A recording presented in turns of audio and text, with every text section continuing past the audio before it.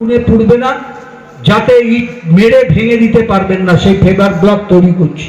সেই favour block আমাদের testing অবস্থায় আছে, আমরা এই কাজগুলো করছি। আমরা প্রায় 95% রাস্তা আমাদের মোহনপুর পঞ্চায়েতের মধ্যে কমপ্লিট করতে পেরেছি।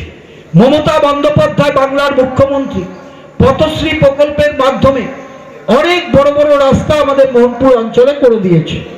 এর সঙ্গে আমার পাড়ায় আমার সমাধান, যাদের একটা করে বুথ আছে তারা 10 লক্ষ টাকার রাস্তা বা ড্রেনের কাজ পেয়েছে, যাদের দুটো করে বুথ আছে তারা 20 লক্ষ করে টাকা সেই এলাকায় কাজ হচ্ছে। মমতা বন্দ্যোপাধ্যায় বলেছেন এই টাকা আমার অনুমোদন করা আছে, ভোটের পরে এই কাজ চলবে, তুলে নিন আমার কাছে। দায়িত্ব নিয়ে বলছি, আমার বয়স হয়েছে, রাজনীতিতে প্রধানমন্ত্রীর চেয়ে আমি কম দিন রাজনীতি করছি না, তার সমকক্ষ রাজনীতি করছি। আমি ছোট লেভেলে গ্রাসরুটে একদম পাড়ার অলিতে বুথে কাজ করি। উনি রাষ্ট্র পরিচালনা করেন, আমি একটা বুথ পরিচালনা করি। আমার সেই অভিজ্ঞতার মধ্য দিয়ে বলি, ওনার বয়স 75+, আমার বয়সও 75+, আমারও বয়স হয়েছে।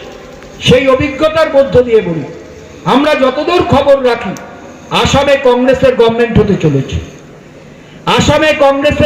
হতে চলেছে, কেরলে বামফ্রন্টের সরকার হতে চলেছে, তামিলনাড়ুতে স্ট্যালিনের গভর্নমেন্ট হতে চলেছে, ডিএমকের গভর্নমেন্ট হতে চলেছে, পুদুচেরিতে কংগ্রেস এবং মিলিঝিলি সরকার হতে চলেছে।